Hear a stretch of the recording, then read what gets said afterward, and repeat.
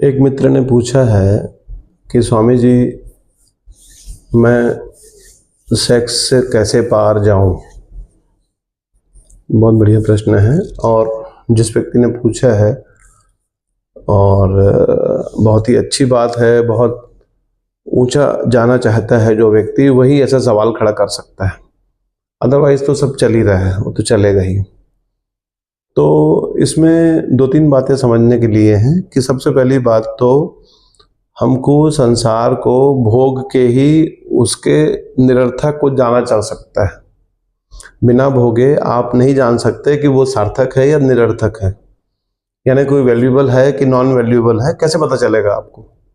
किसी के बोलने से अगर पता चल जाता तब तो फिर पता चल ही जाता। फिर तो गीता में सब लिखा ही है और बाकी सब ग्रंथों में सब लिखा ही है। दूसरे के बोलने से पता नहीं चलता, इसलिए खुद ही भोगना पड़ता है। संसार को भोग के ही समझ में आता है कि वहां कुछ भी सार्थकता नहीं है। तो जिन मित्र ने पूछा है, तो मुझे लगता है कि उनके मन में कहीं ना कहीं भोग को करने का मन है।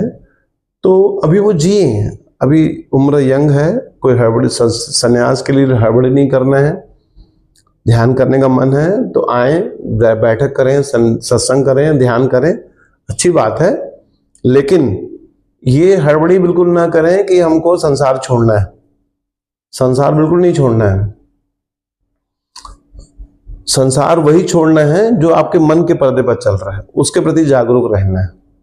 आप जितना जागरूकता से संसार को भोगेंगे, जितना ज्यादा संसार को जागरूकता से भोगेंगे, उतनी ज्यादा जल्दी से आप सन्यास की तरफ आते जाएंगे।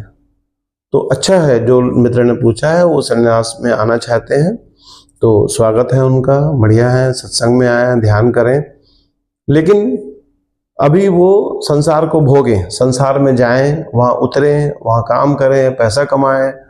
शादी करने का मन है तो शादी करें, उसको अच्छे से जिए, उन पलों को जिए।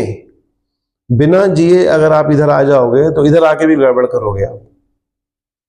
इसलिए उन पलों को वहां जिए, संसार की चीजों को संसार में जिए। फिर धीरे धीरे धीरे जब आप जागरूकता से जिएंगे तब आप समझ जाएंगे कि हाँ, उधर भी कुछ नहीं है।